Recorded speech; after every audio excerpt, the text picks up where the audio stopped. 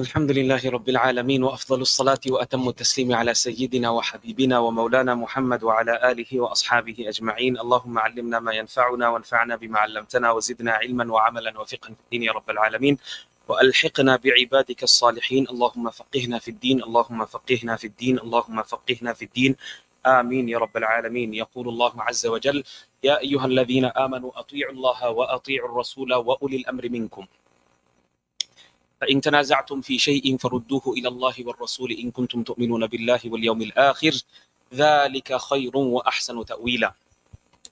ويقول الله عز وجل: من يطيع الرسول فقد أطاع الله. ويقول الله عز وجل في موضع آخر: وما آتاكم الرسول فخذوه وما نهاكم عنه فانتهوا. These are a couple of the verses which necessitate us to follow Quran and Hadith. Quran and Sunnah. Specifically Sunnah, not just Hadith. Okay? As we'll go through, inshallah.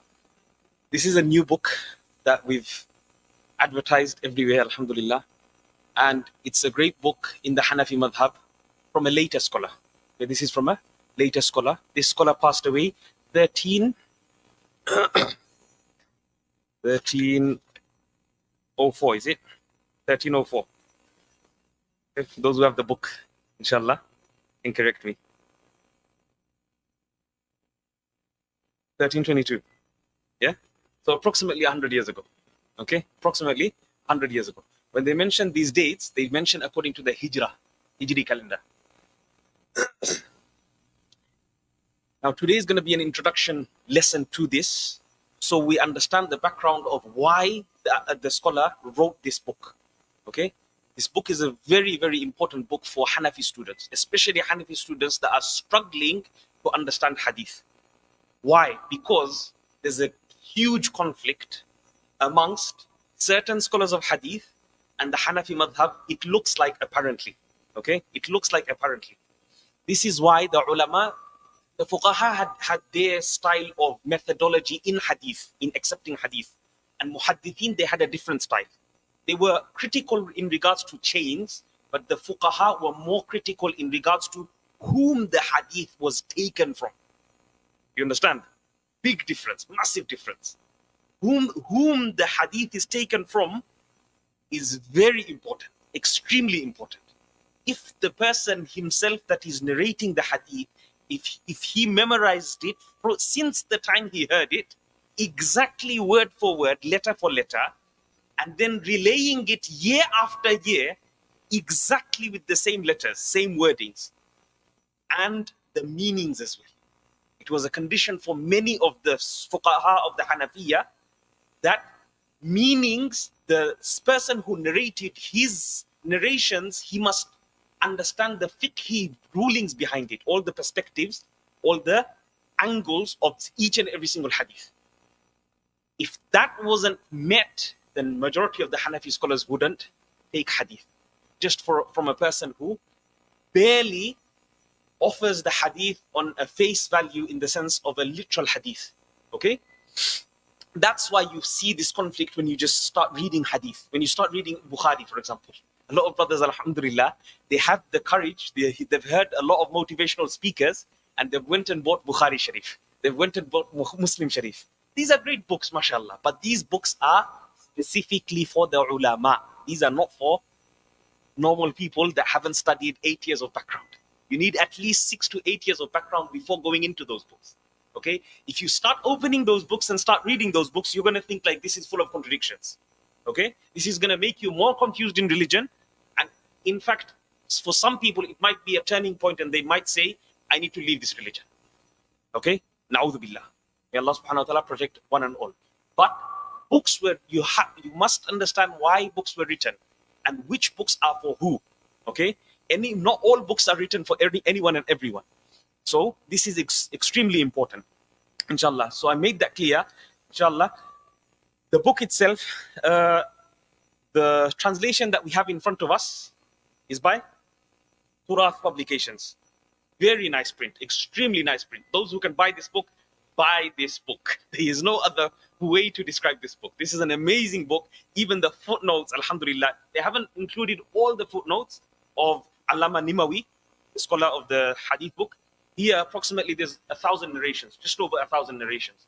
So a lot of people go through Riyadh al-Salihin, a lot of people go through Adab al-Mufrad, many other books, which are acclaimed books, which are accepted books.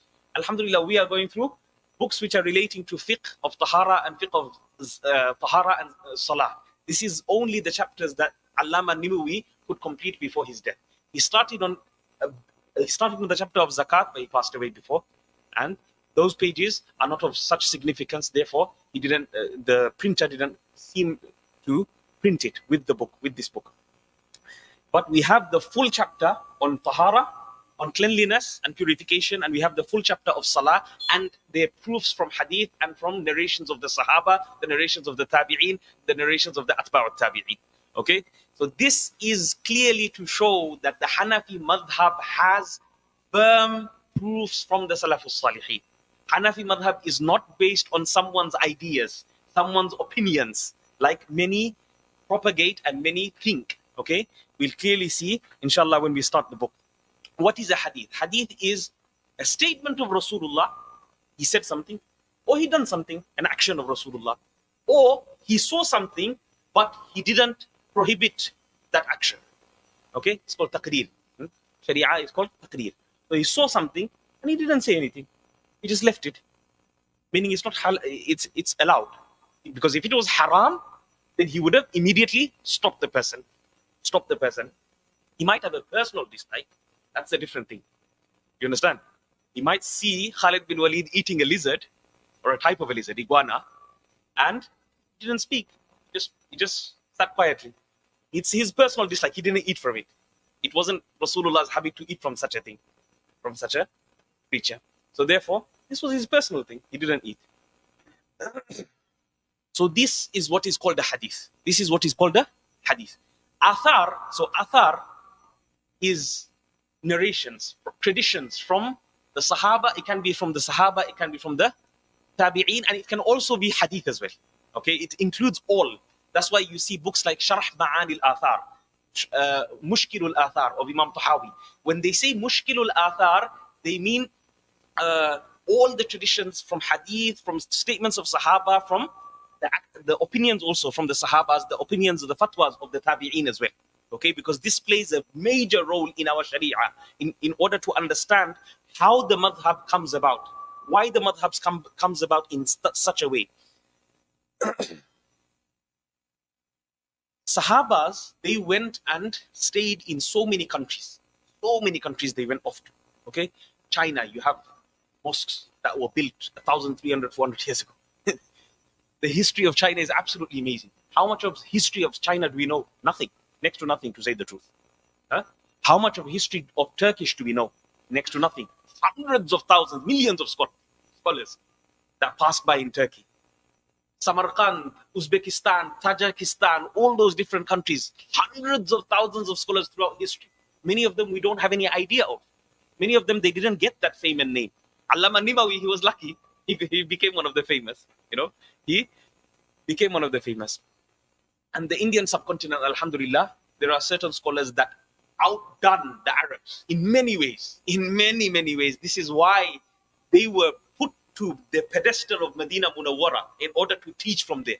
In order to teach, the ulama like Maulana Zakaria Kandahlawi, he was given the same author that some of those criticized Fadail A'mal. He was given the seat on Medina Munawwara to teach for 16 years, Sahih al-Bukhari. Imagine what kind of a Sheikh al-Hadith he was. Even the Arabs could not compete. So this is to say that just like 60, 70, 80 years ago, there was no difference between an Arab scholar and an Indian scholar. Indian scholar was also a scholar. Arab scholar was also a scholar. Mauritanian scholar was also a scholar. Tunisian scholar was also a scholar. Okay? So I think now, in this 50 years, they've made a greater distinction between, oh, you've come from Deoband. You come from here and you come from there and you're not an Arab and you're an Arab. They made a distinction now, I think. This 50 years, it's more distinct, if you want to say. Whereas before, it wasn't the case. Some Sahabas, as we know, they attended Rasulullah's lectures non-stop, continuously. They had the companionship like this, non-stop. Whereas other Sahabas, they attended some lectures, they didn't attend others. So they heard things which Others didn't. You understand? Whereas a person who had non-stop companionship, he had more. He definitely had more. And he retained more, most likely as well. Like Abu Hurairah radiallahu anhu, his companionship was only for 3 to 4 years. But that 3 to 4 years was in Ahlul Suffah, was there. Was right next to the Masjid al-Nabawi. So he was a full-time student. Not just full-time student, he was a 24-hour student. Okay? Intensive full-time student. So the amount of ahadiths he was able to narrate, no other Sahaba could narrate. Okay? So retaining those ahadith, alhamdulillah, Allah gave him a powerful memory because of the dua of Rasulullah. Because of the specific dua of Rasulullah sallallahu alayhi wasallam on Abu Hurairah.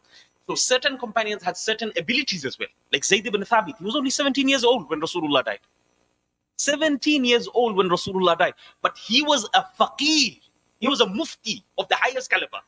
In fact, some of the Sahabas, when it came to, those who say, why do we follow opinion? Why do we follow a madhab? Even the Sahabas followed the madhab. Some of the Sahabas, they went to Ibn Abbas, they took Ibn Abbas gave a fatwa. Then they went to Zayd ibn Thabit. Zayd ibn Thabit gave another fatwa. They're like, we won't take the fatwa of Ibn Abbas over the fatwa of Zayd ibn Thabit. Zayd ibn Thabit is much more knowledgeable to us. That's who they accept. Yeah, that's who they accept. Than Ibn Abbas. In this case, not to say Ibn Abbas's rank is any less. Ibn Abbas is great. Okay? But just to put it straight that even the Sahabas knew whom to take from and whom not to take from. And if an opinion differed, then whom to take. Okay? So there was, even amongst the Sahaba, there was a rank, if you want to say, a rank of understanding of those Sahabas that were outdoing others. Okay? So this we must understand very well before we start, inshallah.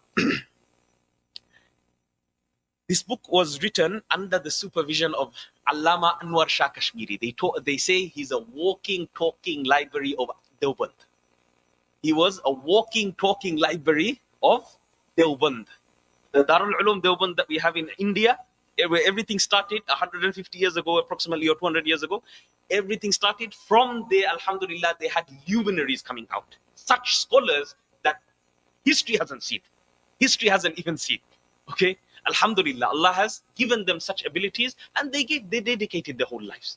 And Allah gave them abilities which were unseen, to say the truth, except from the time of maybe Imam Bukhari. Allama Anwar Shah Kashmiri, he was such an individual where if he were to read one page, that would be photographic memory for the rest of his life. For the next 40 years, he doesn't need to see this page ever again. He can tell you word for word, letter for letter, in Arabic. In Arabic, the hardest books, like Hidayah.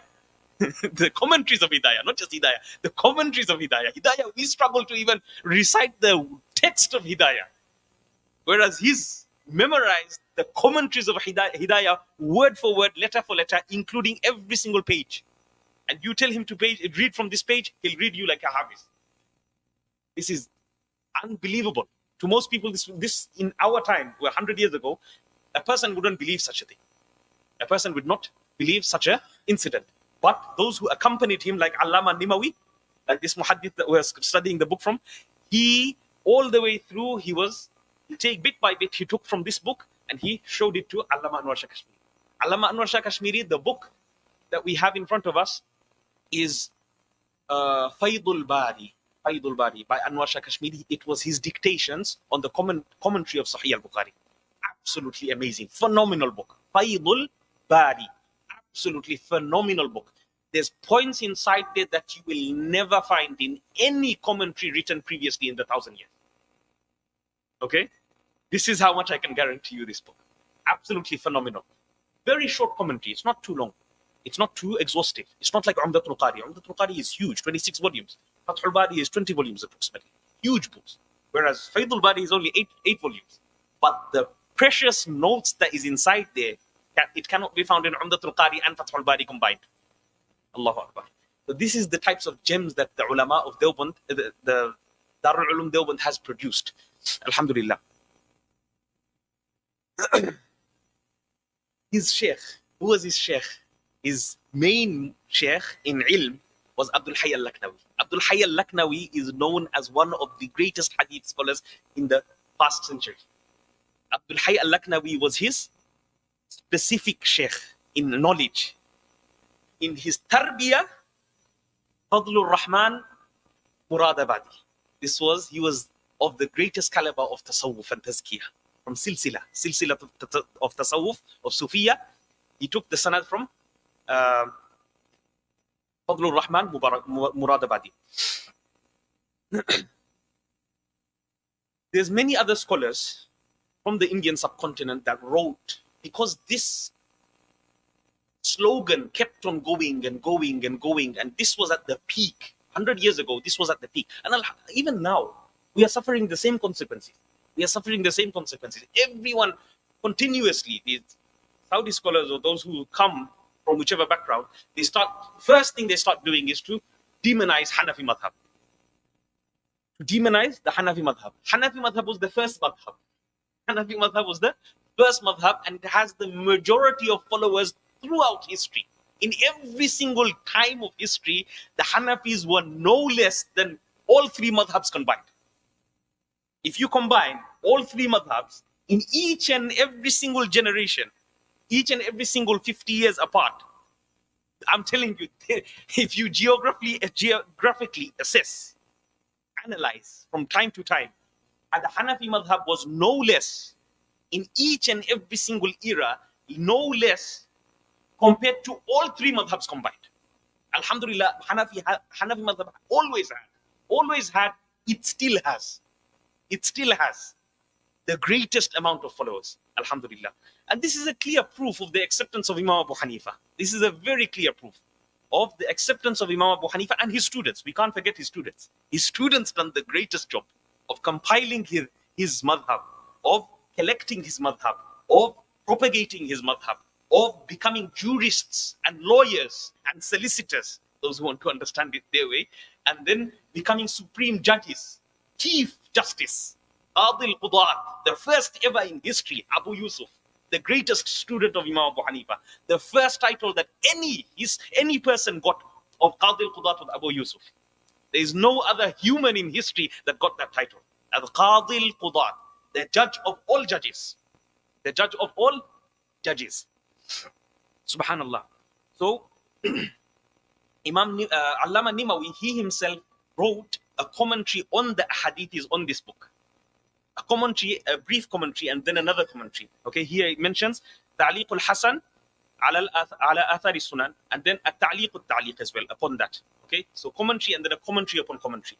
Here, the authors that translated this, they only give us those comments that are necessary for us to understand those specific ahadith, and those ahadiths that are disputed. He himself, if you go to page 21, you go to page 21, he himself says, the servant of prophetic hadith, Muhammad bin Ali al-Nimawi, says, this is a collection of hadith and traditions and a collection of narrations. So what did we say? Hadith? Hadith is hadith, here specifically referring to the hadith of Rasulullah. And traditions here referring to the traditions of the Sahaba and the traditions of the Tabi'een, more specifically here. And the collection of narrations and glad tidings. I have chosen from Sahih, Sunan, Mu'jam, Musnad collections. Subhanallah. So this, he tried to look over all the books of hadith that are existent in his time, which is a great selection. Sahih is, for example, Sahih al-Bukhari, Sahih al-Muslim, for example, Sahih ibn Khuzaymah, for example, Sahih ibn Hibban. These are books which are known for the hadith that are Sahih. Then you have the collections which are Sunan. Sunan meaning that those ahadith books that were written according to the fiqhi chapters. This is what's named as Sunan. Like, for example, Abu Dawood, Tirmidhi, Nasa'i, Ibn Majah. Those ones are called Sunan. Sunan Ibn Majah, Sunan al-Nasa'i, Sunan, because they're written according to the fiqhi chapters. Mu'jam normally, like Mu'jam al-Tabarani, he's got three, Mu'jam al-Kabir, Mu'jam al-Awsat, and Mu'jam al-Saghir. Those three books he generally wrote according to his sheikhs. Some of them are alphabetically listed as well. Most of them are alphabetically listed. And then you have Musnad. Musnad is according to the Sahabas. Sometimes it's alphabetically, sometimes it depends according to the status of Sahaba. So, for example, Musnad Imam Ahmad, I'm sure you've heard of that one. Musnad Imam Ahmad is one of the greatest books ever written in history. So, Musnad Imam Ahmad, He's also gone through all the masanid. So Musnad al-Bazzar, Musnad, so many Musnads there are, alhamdulillah. You know, so he's gone through all those hadith books in order to collect for us the gems which correlate to us. Not now, there's something to mention, okay, as a student of knowledge, that this book is not just specifically a hadith is for the Hanafi madhab. Okay, a person does need some background in Hanafi fiqh. Okay, if you don't have some background in Hanafi fiqh, you're going to look at a hadith is here and you're going to be a bit confused. You're going to be like, this is we've never studied this in fiqh, you know. So this it might confuse you as a beginner, but don't be confused, because these hadiths sometimes he brings in order to show the inauthenticity and sometimes to show the weakness, the defectiveness, the illah in that hadith, and he's going to prove through hadith masters what illah is inside that hadith. Sometimes the hadith can be narrated in Bukhari, Muslim, Tirmidhi, Abu Dawud, Nasa'i, and Ibn Majah.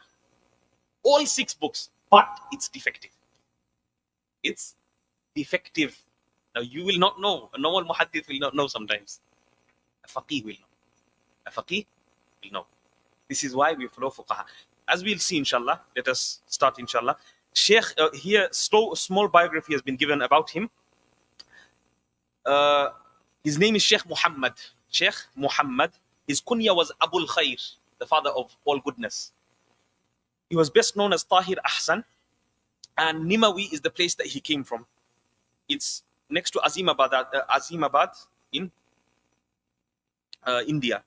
He was born in the beginning day of Wednesday on Jumad al-Ula 1278 after Hijrah. Okay, 1278 after Hijrah.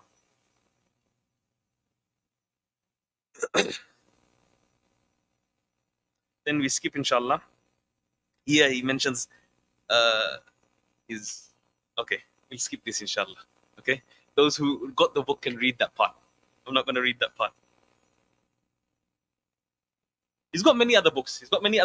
That but have been less famous. Okay, he's got a book on why we say the Amin softly. So he gathers all the ahadiths, those that are to do with Amin loudly, and all those ahadith to do with Amin softly, and he gathers them all and he reconciles between all, and why he says what he says.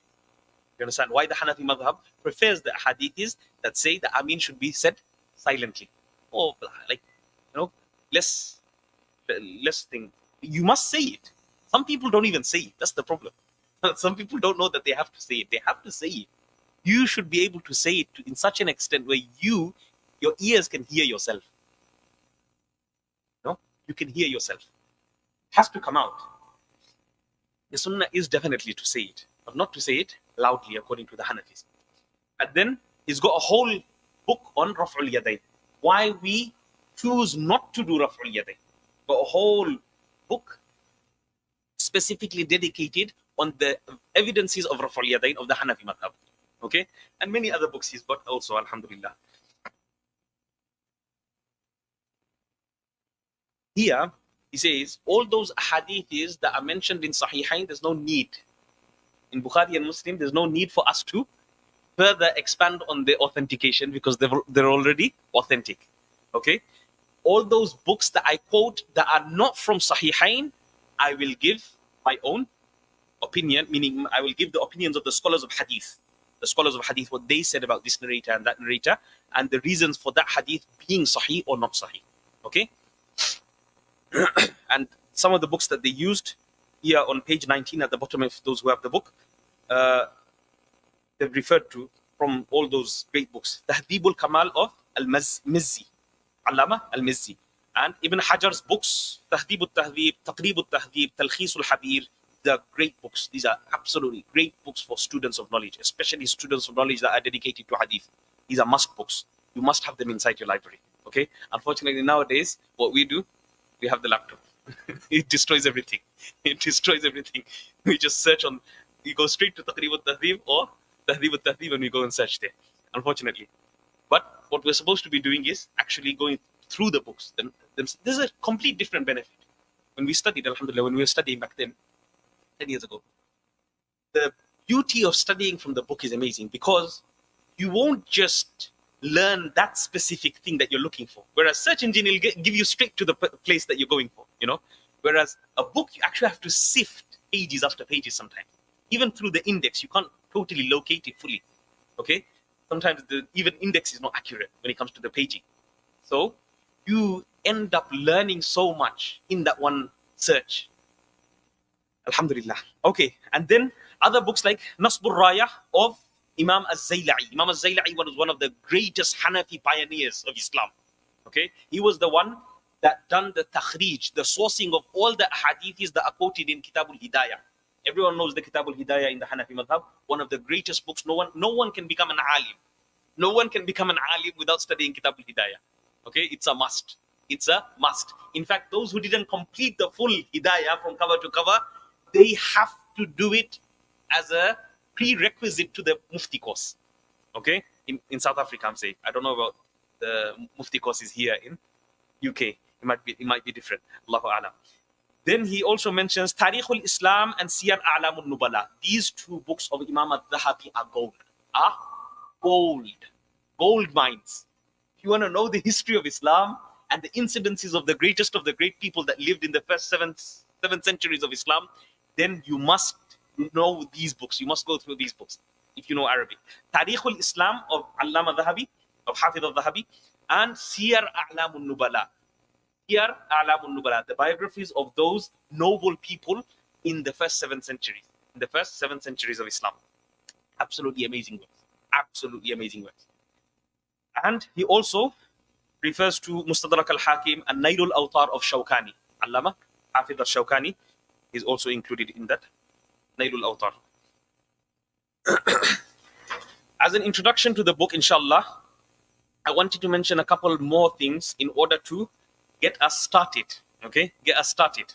I'll say this because when a person goes into this field, he thinks that this field is plain hadith.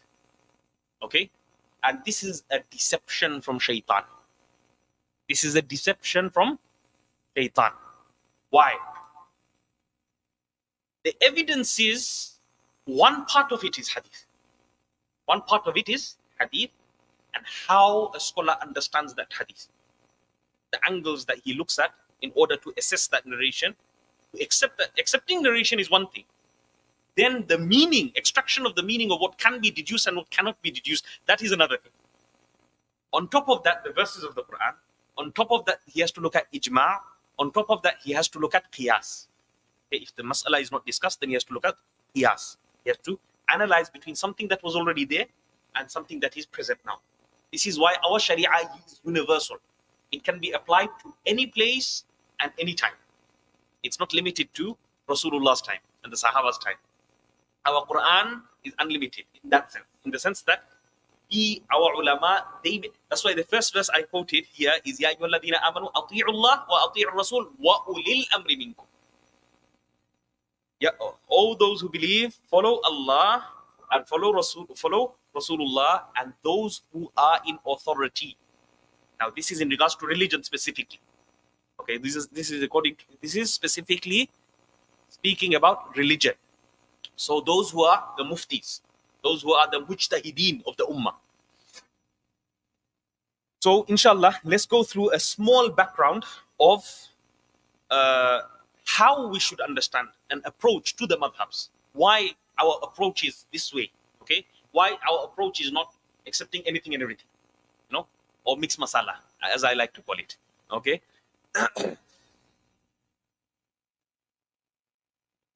One of the greatest students of Ibn Abbas, so he is a great tabi'i. Anyone who met a sahabi is called a tabi'i. Imam Mujahid, one of the greatest students of Ibn Abbas in tafsir, he says it is not permissible for anyone having iman in Allah and the last day to make a statement in the book of Allah if he is not well versed in the various expressions of the Arabs. So this is the first condition. There are 15 sciences that a scholar must master.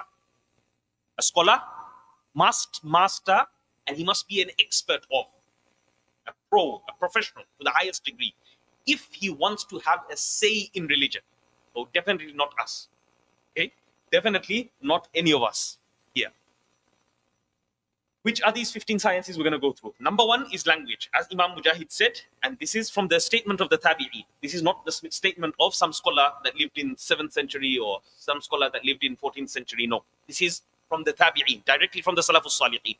Okay, Imam Mujahid is saying it is not permissible for anyone that believes in Allah and the last day to make a statement, to make a tafsir of the book of Allah, of a verse, one verse of the Quran. It is not allowed for a person to do unless he is well versed in the expressions of the Arabs. Okay, you have to understand when something is said, how do the Arabs understand it? How did the classical Arabs understand that statement? This is language. First one is language, yes. The second one is sarf. What's the root of that word? Arabic, everything happens according to roots. Everything happens according to roots. If you don't know the roots of the word, you're going to be making blunders, huge mistakes. And everyone's going to laugh at you. Okay? Everyone's going to laugh at you. And Allama Sabuni, Sheikh Muhammad Alias Sabuni, he gives us example in Tibyan fi Ulum al-Quran, mashallah, amazing example. You know, يَوْمَ نَدْعُو كُلَّ أُنَاسٍ بِإِمَامِهِمْ. We'll go through that one day, inshallah. Anyway, that's just a student. For those who know Arabic, that's your homework, inshallah. Go to Tibyan fi Ulum al-Quran and check up what Allama Sheikh Sabuni says on that verse. Number three is morphology. Number two was sarf, morphology. Number three is nahu, Arabic grammar. And I'll give you another example. This is your homework for those who are students that are listening, okay, on my YouTube, inshallah. أكلت السمكة حتى رأسها حتى رأسها حتى رأسها. Complete three different meanings. Same line, same sentence. Okay, same sentence. I ate the fish with its head. Yeah, complete different meanings. Your homework to go and find out. أكلت السمكة حتى رأسها حتى رأسها حتى رأسها. Huge difference in meaning. Completely changes everything. So hadith as well, same thing. You change the endings of one word, you can completely make the whole line, misunderstand the whole line. Very dangerous. Very, very, very dangerous. It's like Quran.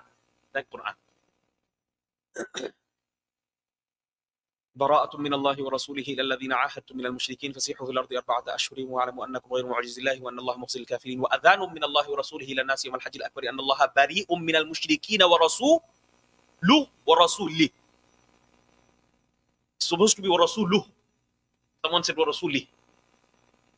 Another Bedouin, he said, I distance myself from Rasulullah. It's the meaning. You're reciting wrong. You change the whole meaning. You change the whole meaning by one fatha and one kasra. Huge misunderstanding. So this, who will understand? Person who's fully grounded in Arabic language will only understand that. Not just Arabs nowadays. Arabs nowadays, most of them don't know Arabic. They never studied Arabic, never studied Nahu, never studied Sarf. How many of us, those who didn't do A-levels and a degree, bachelor's degree in English, how many of us studied grammar? What grammar did you study in GCSEs? Nothing. Zero. Zella Bangalia coin. Kurat team. Isn't it? So this is the same thing. With the Arabs, it's the same thing. They don't know nothing. Why? They never understood. They never studied. They never studied the grammar of the language. So they're useless. When it comes to saying that, oh, he's become a sheikh. Become a sheikh reading which grammar books first? Quote the books of grammar that you've studied and how much have you understood of those grammar books? Okay, so grammar comes, Arabic language comes first. Second is sarf. Third is Arabic grammar. And then ilm al-ishtiqaq is another, it's like ilm al-tasrif. Very similar to ilm al-tasrif. Very similar to sarf. Ishtiqaq. Okay, ishtiqaq is also finding the roots, knowing the roots of the words of the Arabic language. That's separate to sarf. Yes. Like, you know, in the Indian subcontinent, we call it ilmus sigha. Ilmus sigha. They also use it in Arabic. Ilmus sigha, they use it in Arabic. But in the Indian madrasas, the Dars al-Nizami syllabuses, they call it ilmus sigha. Normally, it's taught in the 3rd, 4th year. Okay, 3rd year normally. Sarf is taught in first year, second year. Nahu is taught in first year, second year, third year. Sometimes in fourth year, alhamdulillah, those madrasas that are, a bit more advanced. Ilm al-ishtiqaq, yeah.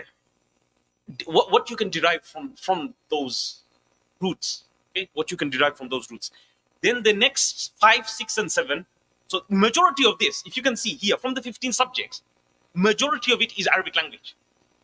5, 6, and 7 is to do with ilm al-balagha. Balagha is eloquence of the Arabic language, like poetry and all that stuff, and how to correlate, how to understand poetry, okay, stanzas and all this. Alhamdulillah. Ilm al-badi', ilm al-ma'ani, and ilm al-bayan are all three under balagha. So all three of these branches are under balagha. So a person must understand balagha. Without balagha, a person he cannot understand the language of the Arabs. He cannot. No way. A person who hasn't studied balagha, he will not understand Arabic language. No way. So balagha is extremely, extremely, extremely important science. And unfortunately, because of time, lack of time, Allahu Alam, time isn't given to these subjects. Okay? Time needs to be given to these subjects. These subjects are very, very integral subjects when it comes to studying the deen. And a student of knowledge must focus his best to understand these three subjects. Okay, these three, especially these three: ilm al-ba'ani, ilm al-badi', and ilm al-bayan. Then we go on to qira'ah, the 10 qira'at that are accepted. Okay, and as well as the 4 qira'at which are shad qira'at. The qira'at are necessary in order to understand the verses of the Quran thoroughly. Okay, because Maliki Yawmiddin, slight difference in meaning. Now, owner and king is not the same. Owner and king is not the same. Has a greater meaning. Owner has a greater meaning than king. So the qira'ah, ilmul qira'at, is a necessity upon the mufassir, upon who wants to make a statement on the verse of the Quran. Nowadays, what we do, what scholars do, we relay what the scholars have already written inside their books. That's our job. Our job is not to come and make ijtihad in the verses of the Quran. That's why when a normal person says, oh, but Allah subhanahu wa ta'ala said this, his understanding might be deficient, might be problematic. That's why we don't recommend a person just says that Allah said this or Rasulullah said this, because your understanding might be deficient. Yes, Rasulullah said it. In what context? How did he say it? When did he say it? Why did he say it? This is what you need to know before just saying, oh, there's a verse of the Quran that says this and this and this. So be very careful in quoting a verse of the Quran or Hadith of Rasulullah sallallahu alaihi wasallam. Then we go on to number 9, usuluddin, beliefs, aqidah. Your aqidah must be correct. If your aqidah isn't correct, then you're going to be taking out verses of the Quran and you're going to start interpreting it into loads of weird things. You're going to become an anthropomorphist, isn't it? You're going to become a mujassim, a person who makes Allah subhanahu wa ta'ala into like a body form with hands, feet, and legs, and shins and feet. You're going to end up into a person who starts likening Allah subhanahu wa ta'ala to like a body, which is absolutely against the ijma' of all the scholars in history. Ijma', absolute ijma' of all from the beginning until the last scholars, is absolutely against the ijma' of all the scholars. That Allah subhanahu wa ta'ala is not a body, He cannot be a body, He doesn't have body parts. It's against all the aqidah of Ahlus Sunnah wal Jama'ah. That's the aqidah of the Christians. That's not the aqidah of Muslims. Then we go on to usulul fiqh. Usulul fiqh is the greatest, of course, when it comes to understanding the verses of the Quran. Usulul fiqh, majority of the part, if you go through the chapter of Quran, majority of it is Arabic language. Nurul Anwar, those who've gone through Nurul Anwar, majority of it is Arabic language. The details of the Arabic language is such that it goes into every single branch. It goes into every single branch. It has to. That's the purpose of deducing laws and understanding verses. Then we have, so that's number 10. Number 11 is the Asbabun Nuzul. Asbabun Nuzul, the reasons of revelation, why this verse was revealed. Okay. Number 12 is Nasikh and Mansukh, what's abrogated and what's abrogating, what's cancelled and what's cancelling. Okay. Which verses, sometimes there's verses of the Quran that we read until now, today, that are abrogated verses. You can't apply. It's there for recitation. It's there for rewards. Yes, alhamdulillah, you'll get rewards. It's part of the Quran. But the verse meaning is not taken into consideration because why? It's abrogated. It cannot be applied. It cannot be applied. It's through Allah's wisdom. Why? Allah's wisdom. Allahu Alam. Allah knows why. Allah knows why He kept certain verses of the Quran and He didn't keep other. There's other verses that were revealed, but they are taken out of the Quran. Okay, but the actions like Rajam, the verse of Rajam, is taken out of the Quran. Doesn't exist. The verse of stoning doesn't exist in the Quran anymore. At the time of revelation, it existed, but at the time of Rasulullah's last compilation, when Jibreel alayhi salam came to revise the whole Quran, it was taken out. It wasn't included in Surah An-Nur. It wasn't included in Surah An-Nur. So we don't recite it, but we act upon it according to our laws. According to our laws. So there's many verses like that. So a person must be very, very, very careful in regards to this field. Nasikh and Mansukh. Remember these words. Nasikh and Mansukh. Then we go on to number 13, which is fiqh, general fiqh. Number 14, those ahadith which explain the unclear verses of the Quran. There's some verse, majority of the verses of the Quran are clear verses, muhkam. Majority of the verses are muhkam verses, clear verses. They don't need much explanation. But then there's other verses of ahkam that require expansion, require explanation, require commentary from an expert that understands the Sharia holistically and in totality. Okay, in totality, not just parts of the Sharia. He has to understand it in totality. So, and the last one that the ulama mentioned is gifted knowledge. Those who act upon what they know. This is called gifted knowledge. This those who act upon what they know and what they have learnt in Sharia, and this is according to the a'mal of the person. This is why the four madhabs and the four imams got such acceptance like none other in history. Like none other in history. Imam Ahmad, he was asked the question, if a person memorizes 100,000 hadith, can he become a mujtahid?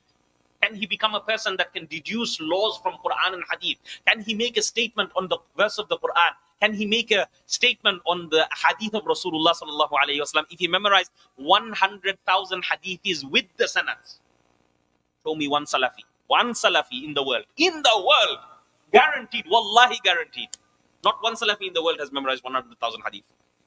Not once, even the Sheikh, Bin Baz, Uthaymeen, all included, all combined. Combine all of them in one. Not close to 100,000 hadith. Bin Baz, Hussain, Albani, and Muhammad bin Abdul Wahhab combined haven't memorized 100,000 hadith. Imam Ahmad bin Hanbal was, this is with the chain of narration, not just memorizing the matan. No, memorizing with the sanad, full sanad, complete sanad, full chain of narration, full chain of transmission. Imam Ahmad was questioned, if a person memorizes 100,000 hadiths with its chains, does he have the authority to become a mujtahid? Imam Ahmad says directly no. 200,000? No. 300,000? No. Big no. 400,000? He made an ishara like this. That maybe. 400,000 hadiths with its chain of narration. And then you say Imam Abu Hanifa, who is agreed upon the whole ummah, consensus according to the whole ummah from the first person to the last person from scholarship. I'm talking about scholars. I'm not talking about normal people that go on YouTube and start shouting this and that.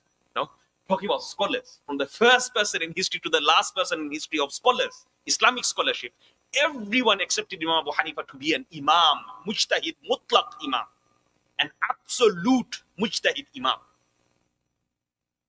Him being the imam that he is, they claim that he didn't know this many hadiths. That if he didn't know this many hadith, this 400,000 hadith is a bare minimum requisite. It's a requisite. No, you have requisites before you go into Oxford. You got requisites before you go to Queen Mary. Yes, this is a requisite for a mujtahid, and this is a maybe as well. 400,000 is a maybe. So, what was the knowledge of Imam Abu Hanifa? What was the knowledge of Imam Malik? What was the knowledge of Imam? This is because many a time people underestimate who these individuals were. You have to understand Allah created them. It's not that they are who they are. No, Allah created them for a purpose. Same with Imam Bukhari, photographic memory. I'm telling you, any chain, he'll give you that chain, the wrong chain, the right chain, the wrong chains that exist all around the different countries as well. Absolutely phenomenal, unbelievable. Nowadays, you will not believe, it's unbelievable. Because memory power, we just don't have it. Because of our short memory span, we don't have it. We just don't have it. Our Ustad used to make us memorize what 40 hadith is here and there. He used to forget. By the end of the term, after you do the exam, gone. How many hadith is retained? Maybe 20? The other 20 is gone. And this is without the sanad. This is just an Abi Hurairah radiallahu anhu, an Umar ibn al-Khattab radiallahu anhu, an Abi Sa'id al-Khudri radiallahu anhu, an Jabir ibn Abdullah radiallahu anhu. That's it. It's gone. So we are not even scholars. We are not even the dust of scholars. Okay? We are not even the dust of scholars. We just taste, like tasting the mishti. We just taste that cake, the top of the cake. That's it. That's all we're doing.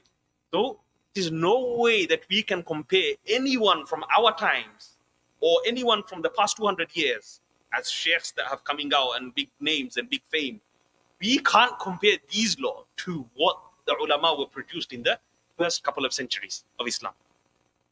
So that's another incident of Imam Ahmad bin Hanbal, just to make you understand the greatness of knowledge that existed at that time. Were the mujtahideen only four at the time of the tabi'een? Were they only four? Were they only four imams? No. They were great imams, and they had their own madhabs. But the madhabs died out. The madhabs died out. These four remained because their students kept on preserving that madhab. Preserving, refining, adding, bringing the proofs forward like Allama Nimawi done here, inshallah. So what type of madhabs existed? Ibrahim al-Nakha'i, one of the teacher of Imam Abu Hanifa, he had a madhab. And majority of the Hanafi madhab is according to Ibrahim al-Nakha'i's madhab. Majority of the Hanafi madhab is according to the madhab of Ibrahim al-Nakha'i. He was a Kufan. He was a Kufan scholar.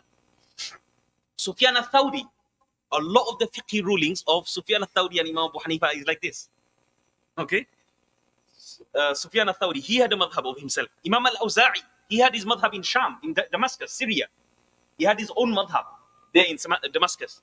Slowly it died out. In fact, Imam al-Awza'i's madhab, it stood right to Andalus, right to Spain.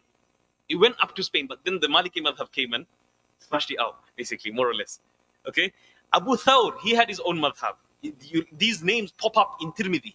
If you read Imam Tirmidhi and his footnotes after the hadithis, after the couple of hadithis in that section, he'll mention some of the scholars that had this view according to this hadith. So Abu Thawr, he had his own madhab. Ishaq bin Rahawai, he had his own madhab as well. He was a great scholar of hadith. Very famous. Ustads of Imam Bukhari. Waqi' ibn al-Jarrah, the ustad of Imam Shafi'i, he had his own madhab. Waqi' ibn al-Jarrah, one of the greatest scholars. Layth ibn Sa'd, many of the scholars said he is more knowledgeable than Imam Malik. Layth bin Sa'd, okay? He was based in Makkah, whereas Imam, and then Egypt, I think, if I remember correctly. And Imam Malik was based in Medina. But whereas the students of Layth didn't continue his knowledge. Whereas Imam Malik's madhab, his students continued their knowledge. That's why we have the full Maliki madhab, alhamdulillah, in Mauritania, in Tunisia, in Morocco, in Algeria, and all those other places, alhamdulillah. This is a great ni'mah of Allah subhanahu wa ta'ala. Why, many people say, why is it four? Why is it four? Many people like to question things, Why four? Why four? Why not five? Why not six? Why not seven? Why four? We don't know. Ultimately, we don't know why four. It's Allah's wisdom why He preserved these four and not any others. Ultimately, that's the clear-cut understanding. But there are fours in the Sharia. What type of fours? Out of all the books that were revealed, 4 books are the most well-known books. The Quran, the Zabur, the Torah, the Injil. Isn't it? Out of all the angels, millions and millions of angels that Allah subhanahu wa ta'ala created and creating. Even now, even right now, Allah subhanahu wa ta'ala is creating Baytul Ma'mur continuously. 70,000 go around, make tawaf, and these 70,000 never return. Never ever return until the day of judgment. They'll never ever return. And He keeps on making another 70,000, another 70,000, another. Each, Allah has a purpose for every single thing that He does. Don't you think Allah has a purpose for you and me? 100%. 100%. Anyway, so 4 angels, 4 books. There were many angels. There were many books, many heavenly books, many divine books. But these 4 are more than any others. 4 Khulafa al-Rashidin. Khulafa'ur Rashidin, why 4? Why not 3? Why not 2? Why not 5? 4. Allah chose 4. Divinely. Allah knows why. You know? Why isn't Hassan radiallahu anhu included amongst the 4? He was within the 30-year span, wasn't he? Why isn't he included amongst the 4? Allahu alam. Allah knows why. You know? The months, only 4 months are sacred months. All the other months are not sacred. You understand? Why Allah chose these 4 months? Allah knows why. Ultimately, Allah knows why. But we have a correlation of 4 in many things. In many things. So for you to question why 4, that's not a correct question, to say the truth. Then, Ibn Jarir al-Tabari, those who know Tafsir al-Tabari, he had his own madhab as well. He died out again. Dawood al-Zahiri, he had his own madhab. Literalist madhab. Absolute literalism in hadith. Complete literalism in hadith. Okay? But even him, the most literalist of all literalists, even him, when it came to Aqidah, he said, look, literalists are meaning Mujassim. Absolute Mujassim. Even him. Even the person that was the most literalist when it came to hadith, when it came to the verses and the hadith that related to Allah subhanahu wa ta'ala's sifat, immediately he said, all these hadith and all these Quranic verses are from the ambiguous. We do not comment upon these. We do not believe them on the literal value, not the ma'na al-haqiqi, as the Saudis say, okay? Not the ma'na al-haqiqi. Even Ibn Hazm, even Dawood al-Zahiri as well, okay? He's got a huge book, Firaq, on Firaq Batila.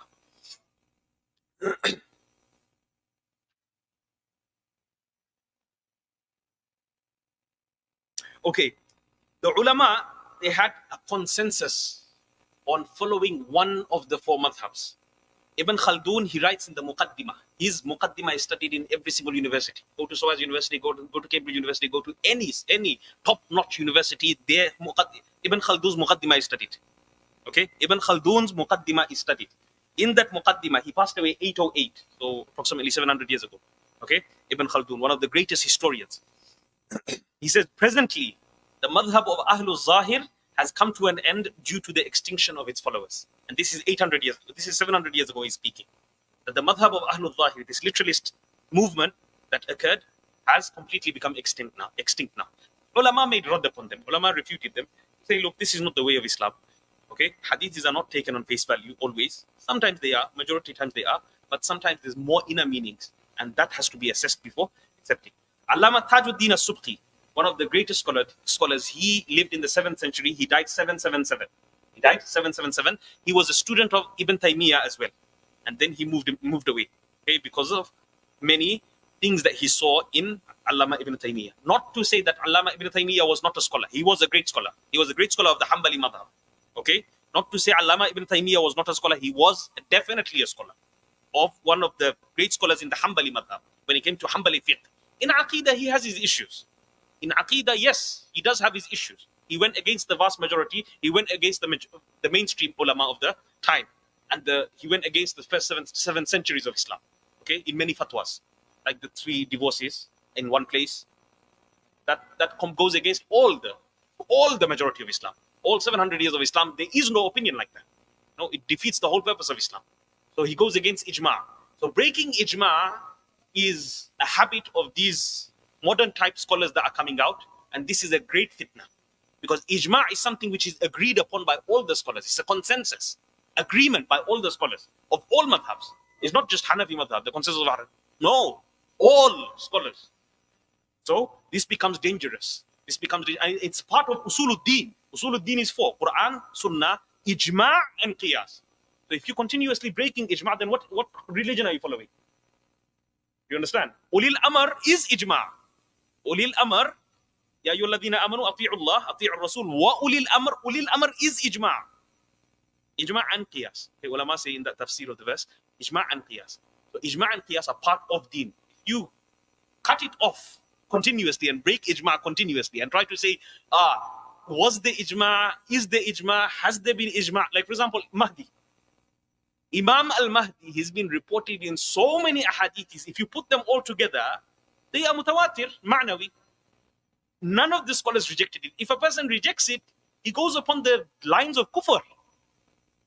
Do you understand? He goes upon the lines of kufr because he's rejecting something which is unanimously narrated, transmitted in such a way that you cannot reject. That you cannot reject. You know, it's coming so many nusus, it's coming so many texts that you cannot reject. If a person rejects, then he puts himself on the brink of kufr. Okay? He'll be labeled as a fasiq. He'll be labeled as an open transgressor against the religion. If a person rejects Imam Mahdi, because of the amount of texts that have come in that regard. So Imam as-Subki says, and these four madhabs have, by the grace of Allah subhanahu wa ta'ala, reached consensus in their beliefs, besides a few amongst his followers who joined the deviant sects of i'tizal and tajsim. I'tizal is those rationalists, and tajsim is those who made Allah subhanahu wa ta'ala into a body. Okay, this we spoke about. The vast majority of the followers are upon the truth and confess to the beliefs of Imam Abu Ja'far al-Tahawi. This is why we study Aqidatul Tahawiyya, and we are made to memorize it in our madrasa, in our madrasas. Aqidatul Tahawiyya is something which is agreed upon, whether you're Shafi, whether you're Maliki, whether you're Hanafi, whether you're Hanbali, it doesn't matter. Everyone, whether you're Salafi, even if they go against Imam Tahawi. Even if they go against Imam Tahawi, then they make excuses on those parts which go against them. Even them, they have to study Aqidat Tahawiyya, because this is a book that's ijma'. All the ulama study upon this. This is the beliefs of Islam. Allahu Akbar, Allahu Akbar. Stop there. Subhanakallahumma wa bihamdika nashhadu an la ilaha illa anta nastaghfiruka wa natubu ilayk. Allahu Akbar. أشهد أن لا إله إلا الله أشهد أن لا إله إلا الله أشهد أن محمدا رسول الله أشهد أن محمدا رسول الله حي على الصلاة حي على الصلاة حي على الفلاح حي على الفلاح الله أكبر الله أكبر لا إله إلا الله